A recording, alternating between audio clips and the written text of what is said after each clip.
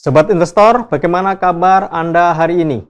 Saya M. Budi Santosa, Wakil Pemimpin Redaksi Digital IDIC Channel, akan menemani Anda pada The Editorial. Sobat investor, sebagaimana kita ketahui, konflik Israel dan Iran yang dipicu oleh serangan mengejutkan pada Jumat dini hari waktu setempat.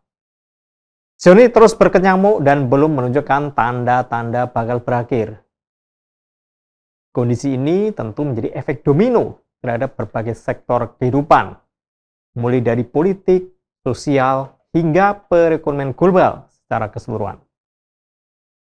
Salah satu yang sudah pasti terdampak tentunya terkait dengan fluktuasi harga minyak, yang bisa dipastikan bakal melonjak dengan adanya konflik ini. Sebagian pihak memprediksikan bakal terjadi salah satu pertimbangan bagi Bank Sentral Amerika Serikat, yaitu Federal Reserve atau The Fed, untuk memangkas suku bunga acuannya. Misalnya saja, menurut Kepala Ekonom Oxford Economics, Ryan Swift, yang meyakini bahwa kenaikan harga minyak dunia mau tidak mau akan memaksa The Fed untuk bersikap lebih lunak, yaitu dengan memangkas suku bunga acuannya. Menurut Swift, lonjakan harga minyak berkepanjangan bakal menekan permintaan dan pasar tenaga kerja di Amerika Serikat. Memang, lonjakan harga minyak yang tiba-tiba biasanya hanya merupakan kenaikan inflasi yang bersifat sementara. Namun, dengan background kondisi ekonomi yang sudah melemah, dampak yang ditimbulkan bisa saja jauh lebih besar, terutama di pasar tenaga kerja. Di lain pihak, Swift juga mengakui bahwa diperlukan waktu beberapa minggu bagi pasar untuk dapat memproyeksikan gambaran yang lebih jelas tentang arah pergerakan harga minyak dunia ke depan. Namun Swift juga menekankan bahwa kondisi tersebut belum menjadi garansi bahwa situasi bakal membaik. Karena dengan belum adanya arah pandai yang jelas tentang nasib perekonomian ke depan, justru pasar diprediksi bakal lebih cenderung volatil. Pandangan ini didukung oleh analis Barclays yang menilai bahwa kondisi saat ini masih terlalu dini bagi berbagai pihak, termasuk The Fed, untuk mengambil kesimpulan atas apa yang terjadi di dalam perekonomian global, terlebih untuk mengubah arah kebijakan. Meski analis Barclays juga meyakini bahwa urusan inflasi yang disebabkan oleh tarif hanya masalah waktu. Kondisi ini terutama juga dengan melibatkan perkembangan dampak dari kebijakan tarif impor yang telah ditetapkan oleh Presiden Trump, yang dapat dipastikan bakal berpengaruh besar terhadap harga konsumen.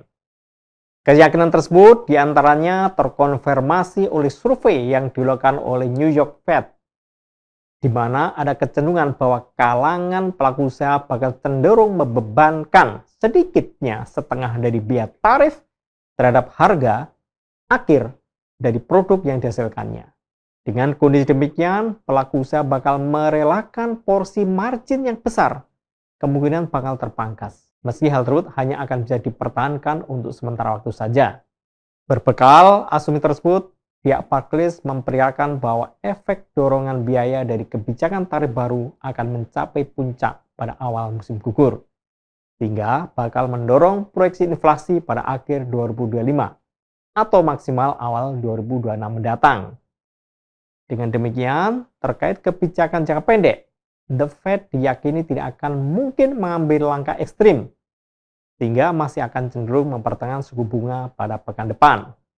Di lain pihak, kebijakan suku bunga, informasi terkini yang telah dinantikan oleh pasar tentu adalah proyeksi terbaru terkait perkembangan perekonomian ke depan, di mana sebagian pihak meyakini bahwa hanya akan terjadi satu kali saja pemotongan suku bunga acuan hingga akhir tahun nanti.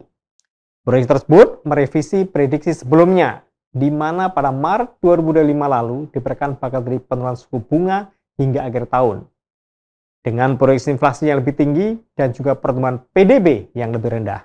Sementara itu, pandangan berbeda disampaikan oleh Citi yang justru meyakini bahwa The Fed bakal melakukan penurunan suku bunga acuan secara berturut-turut. dengan akumulasi mencapai 125 basis point mulai September 2005 mendatang.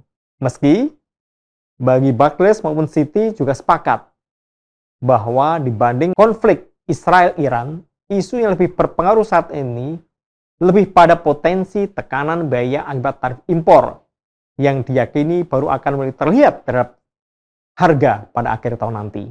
Dari kondisi demikian, yang menjadi perhatian pelaku pasar adalah dampak turunan atau efek domino yang berpotensi terjadi di berbagai sektor industri, yang juga tak lepas dari pantauan IMF dan Bank Dunia. Sejauh ini, dengan terus berlanjutnya gejolak di Eropa Timur dan juga di Timur Tengah, IMF mencatat pertumbuhan ekonomi global sebesar 3,2%, turun 0,3% dari tahun sebelumnya.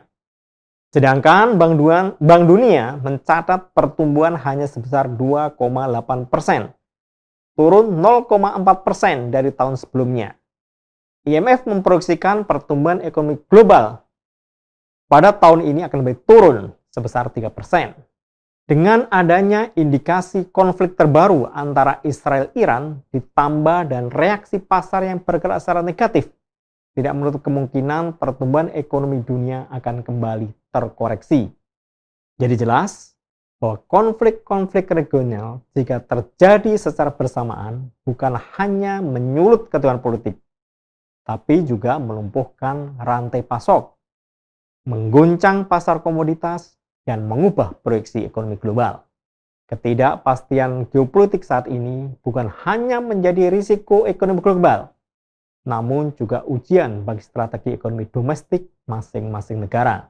Indonesia, sebagai negara yang sedang mendorong investasi dan industrialisasi hulu, perlu meletakkan strategi diversifikasi pasar, termasuk memperkuat hubungan ekonomi dengan India, ASEAN, dan Afrika, sebagai langkah menghadapi gejolak di Timur Tengah maupun Eropa.